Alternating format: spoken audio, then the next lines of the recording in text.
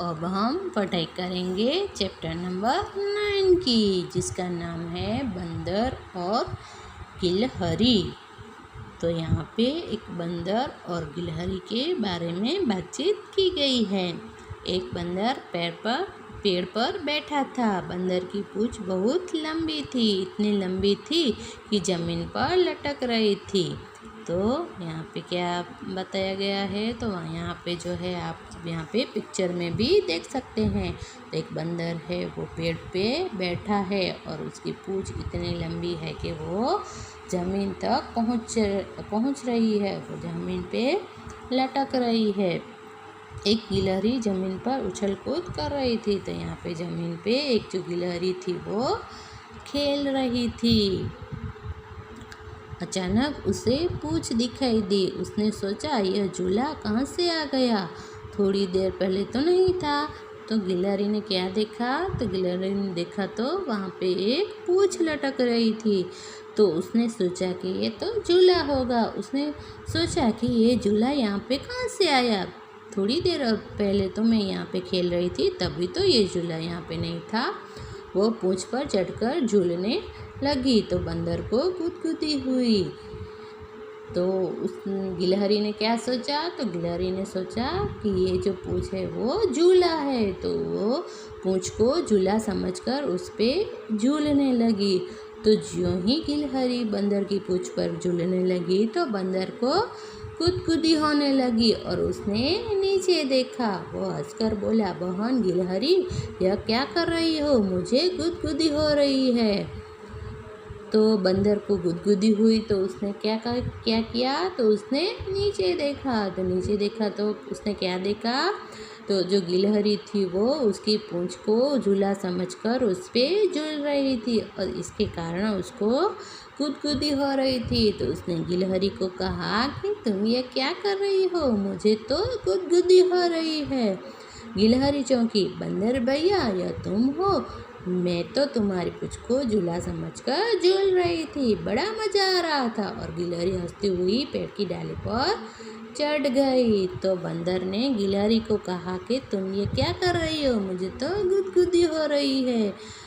तो ज्यों ही बंदर ने गिलहरी को कहा तो गिलहरी ने ऊपर देखा तो वो बंदर बैठा था और वो जो जिसको झूला समझकर झूल रही थी वो तो झूला नहीं पर बंदर की पूंछ थी। तो उसने बंदर को कहा कि बंदर भैया ये आप है क्या, मुझे तो ऐसा लगा कि ये तो झूला है और मैं आपकी पूंछ को झूला समझकर झूल रही थी और मुझे बड़ा ही मज़ा आ रहा था। इतना कह के वो हंस के पेड़ पर चढ़ गई।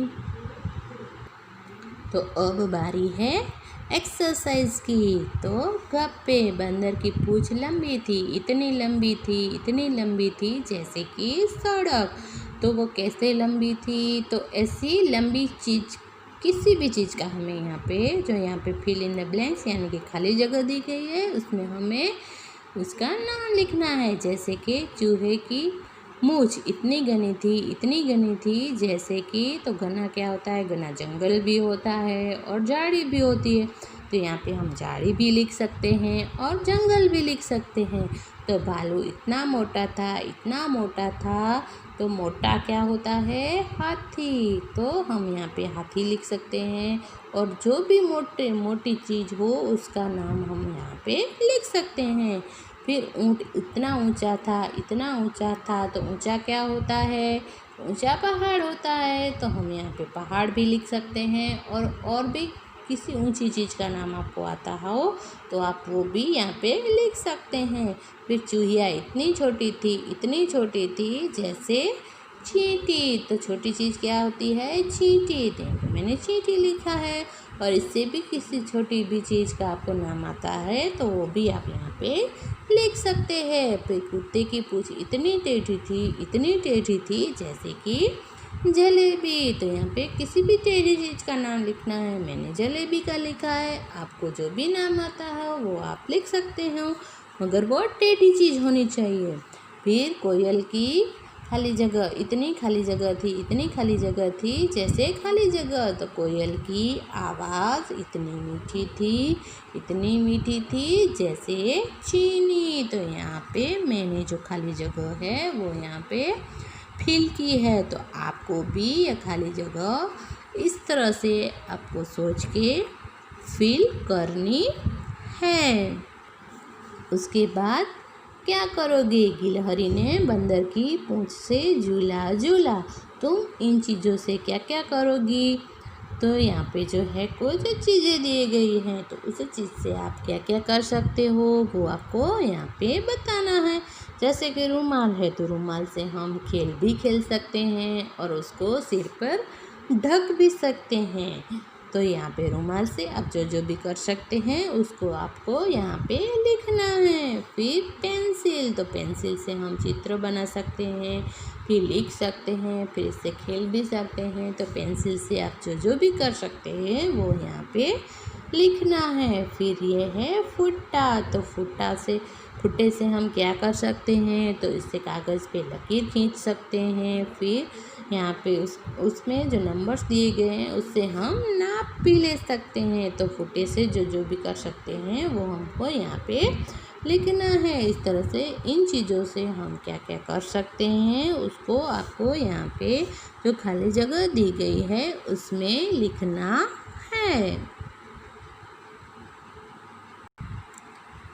फिर उसके बाद वाली एक्सरसाइज है क्या क्या। तुम तो कितनी सारी चीज़ें खाते हो, जैसे दूध, भात, संतरा, केला। इसके अलावा तुम और क्या क्या खाते हो? तो आप जो भी खाते हो, बिस्किट, चॉकलेट्स, रोटी, सब्जी, आप जो जो भी खाते हो और आपको जो भी पसंद हो वो आपको यहाँ पे लिखना है अपने हिसाब से। फिर गिलहरी क्या क्या खा लेती होगी? तो गिलहरी क्या खाती है? तो वो मूंगफली खाती है, रोटी के छोटे छोटे टुकड़े खाती है, फिर कच्ची सब्जी खाती है, फिर फल भी खाती है, फिर अनाज के दाने भी खाते हैं।